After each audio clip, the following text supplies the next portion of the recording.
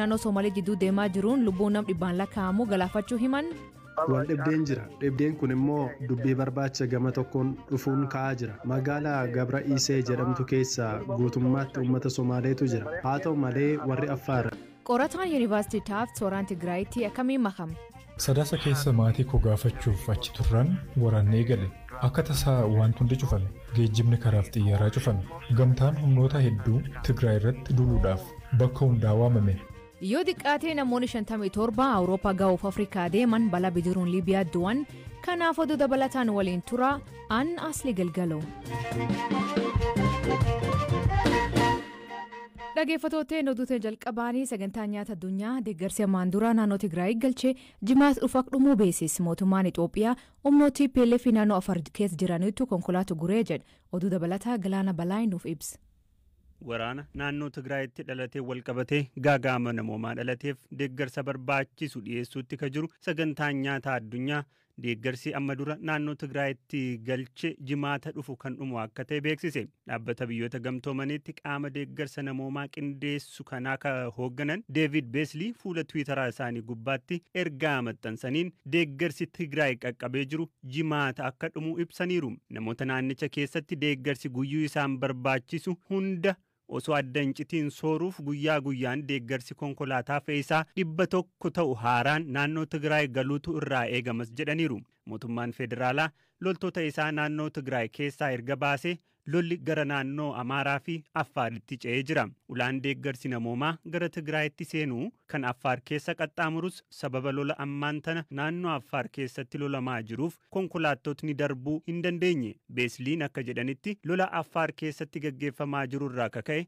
konkolaattotni deeggarsa fe'an 170 ta'an danqamaniiru socho'uu hin dandeenye. Namoonni beelaa waan jiraniif konkolaattotni kun ammaan tana atattamaan socho'uutu irra jiraataa jedhan. Mootummaan Itoophiyaa humnootni TPLF naannoo Affaar keessatti waraana bananii deeggarsi namoomaa uummata Tigraay bira kan geenye danqaa jiru jechuun himata. Ministeera geejjibaa Itoophiyaa waabeffachuun miidiyaaleen Itoophiyaa keessa jiran humnoonni TPLF konkolaattota deeggarsa fe'an 170 ta'an ugguraniiru gabaasa jedhu galgala kana baasaniiru. Gama kaaniin dubbii himaan TPLF obbo Geetaachoo Raddaa Tiwiitara gubbaatti yaada barreessaniin humnoonni isaanii kallattii maraan milkaa'aa jiraachuu ibsanii humni kamuu nu hin dhaabuu jedhaniiru.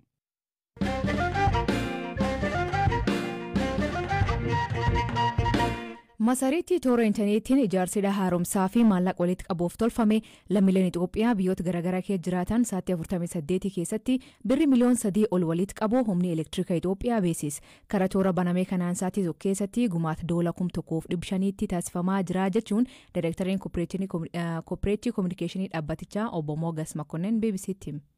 አንደኛ ከዚህ በፊት ድጋፍ ማድረግ ቢፈልጉ እንኳን ረጅም ሰዓታት tokkoffaan ammaan dura deeggarsa gochuudhaaf yoo barbaadan illee yeroo dheeraadhaaf konkolaataa ofuun embaasiif qonsiilaa keenya deemuun dirqama ta'a.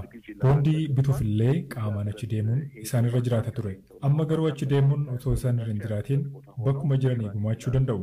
Filannoon kan biraan kan dhiyoo fagoon immoo appilikeeshiniidhaan kan hojjetus qophaa'aa jira. Akkuma appiiwwan moobaayilaa kanneen biraatti kan hojjetudha. Inni kun gama sinis dhufaa jira.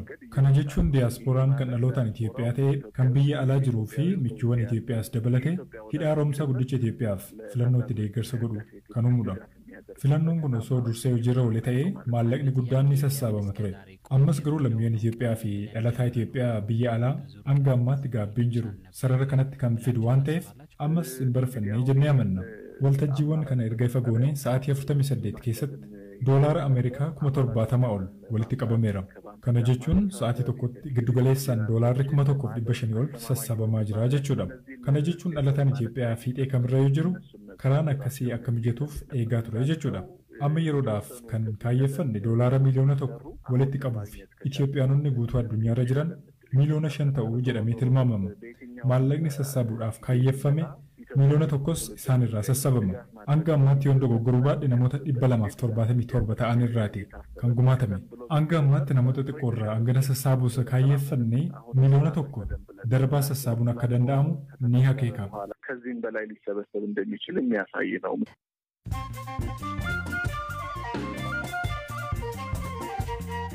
Dhaggeeffattootteen oduu gaggabaaboo addunyaa jalqabaanii mana murtii himatamtoota ajjeechaa artist Hacaaluu Hundeessan balleessumaan irraa mure adabbii lachuuf irraa beellamee ture garuu guyyaa biraa dabarse. Kun kataa'ee fi himataan tokkoffaa Xilaa'uun Yaamii nammaatii bulchu waan ta'eef qabxiin adabbii kirratuuf iyyate ture. Mana murtichaa iyyannoo ka fudhate ta'uu himuun Xilaa'uun Yaamii waraqaa gandirra barreessisuun haga jimaatatti mana murtichaaf akka dhiyeessu ajaje. Yoo xiqqaate namoonni 57 kan Awurooppaa ga'uu fi Afrikaa irraa deeman Liibiyaatti bisaan liqimsanii du'an. Bidiruun yeroo baay'ee godaantota garmalee faachuun gargaluun beekama. Waggaa kan qofa namoonni du'an 1,100 ta'uu himan. Dhaabbati Jarmanii ka qorsi yookiin qoricha oomishuu BioNTech talaalii qandhoo yookiin buusaa oomishuu fi karoorfachuu isaanii labse. Dhaabbati talaalii COVID-19 waggaa tokko jalaatti oomishu kuniin dhukkuba buusaa kagan keessatti namoota 400 ol ijjeessu fuulitti deeffachuu hima. Qandhoon yookiin buusaan Afrikaa keessatti guddoo ijoollee ijjeessa. Dhaabbati nyaata addunyaa daa'imman walakkaa miliyoona Madagaskaatti hanqina miidhaa nyaataatiin hubamaa jiraachuu ibsa. UN akka jedhutti roobii waggaa 5f diqqaa waan tureef midhaan oobruun hin danda'amne. Wanti Madagaskaar deemaa jiru gaddisiisa ta'uu himan. Kaardinaalii Kaatolikii Roomaa beekamaan doolaa Ameerikaa miliyoona 400 ol bataskaana jala miliqsuun Vatikaanitti himatama. Kaardinaal Anjeloo Beeyichuu maanguddoo ganna 73 yoo ta'u abbaa amantaa ammaatti hundi caala gameessa. Abbaan amantaa beekamaan kun dabiyaan hojjedhin jiru jedhee falmate.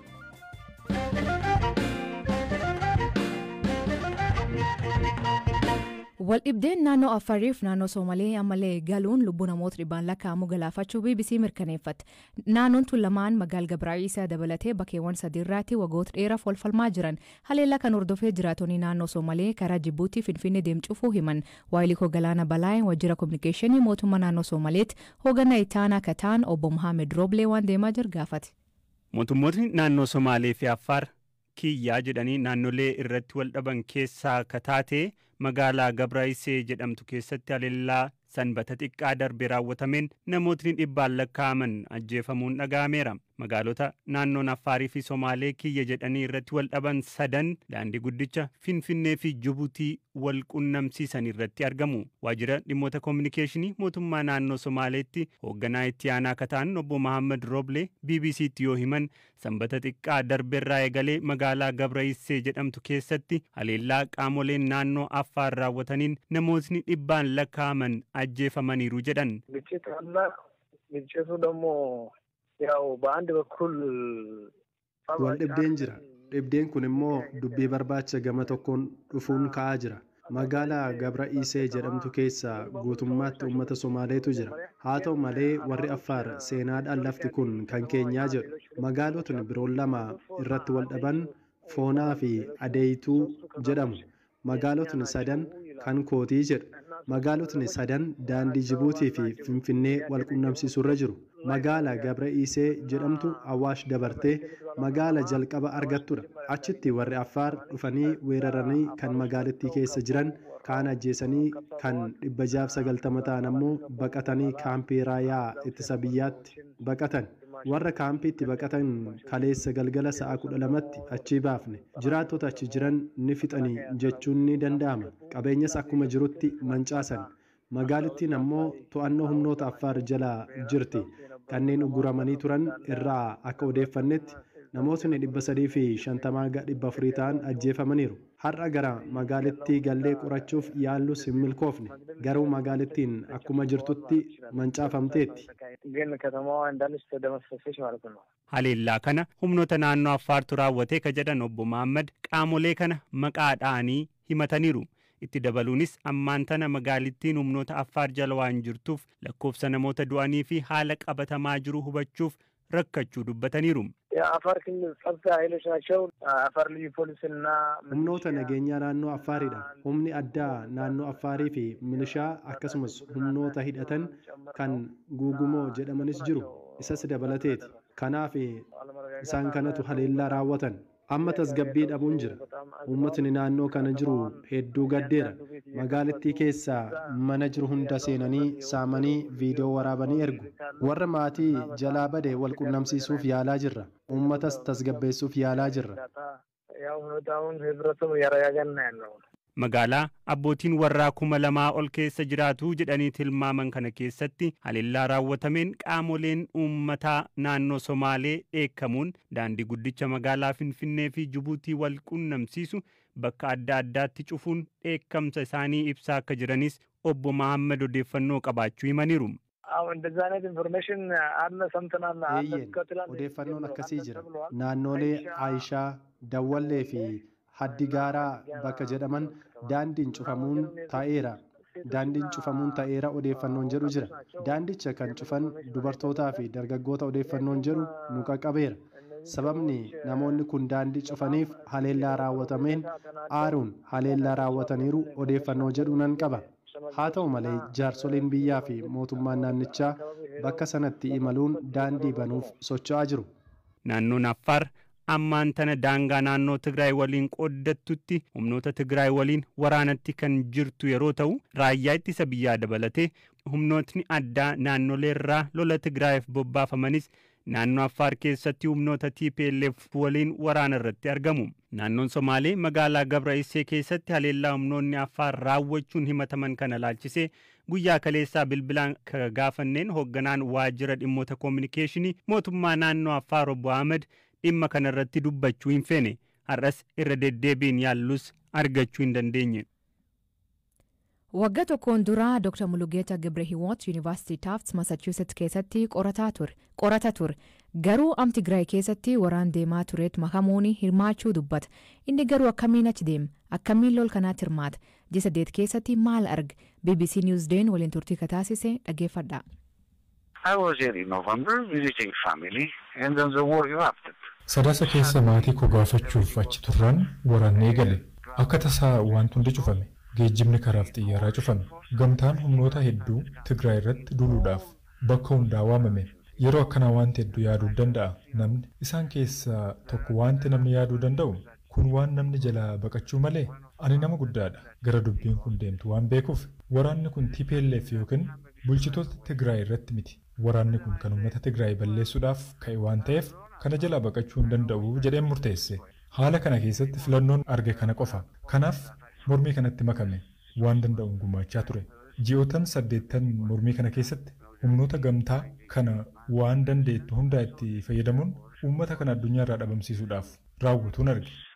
Every capacity they had to exterminate these people from this land, from this earth.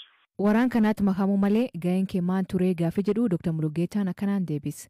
I talked to people, explain what's happening around.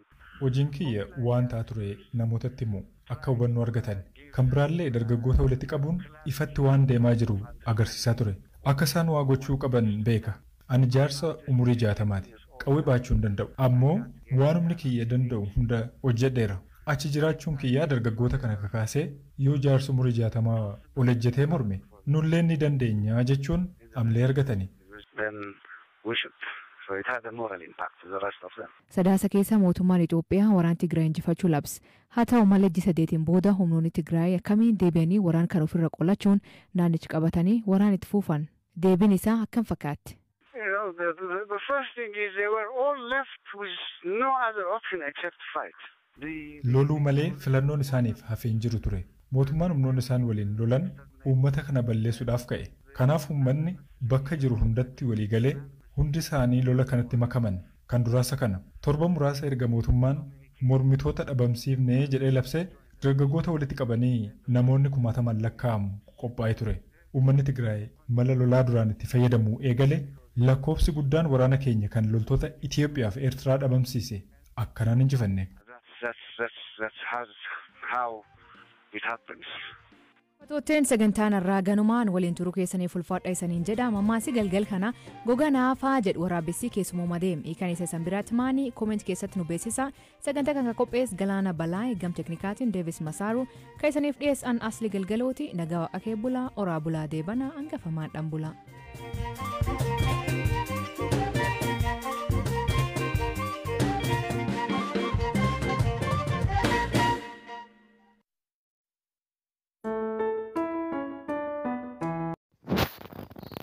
Lolli naannoo Tigraay fi naannoo Amaaraatti akkuma kiliinti fufee jira.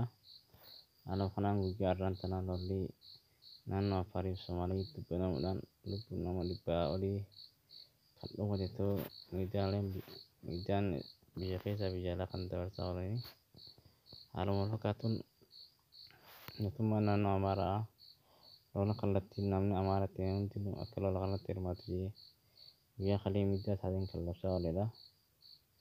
Haaluma kana wal qabatee meeshaa makiinaan gargaarsaa kan meeshaa kana Tigraayiif oofaa jiru makiinaa 100 ol kan ta'u naannoo Affaar dhaabbachaa kan jiruu fi gammatti dhaabbachaa iddoo san kan jirudha. Yoonni dhaabbanni WHF kan walii dhaabbanni nyaataa nyaanni hatattamaan akka seenu kan gaafatte guyyaarraan ta'a. Haaluma kana haala biyyiin deemaa jiru cillee ibsaa bu'ee ta'ee jira.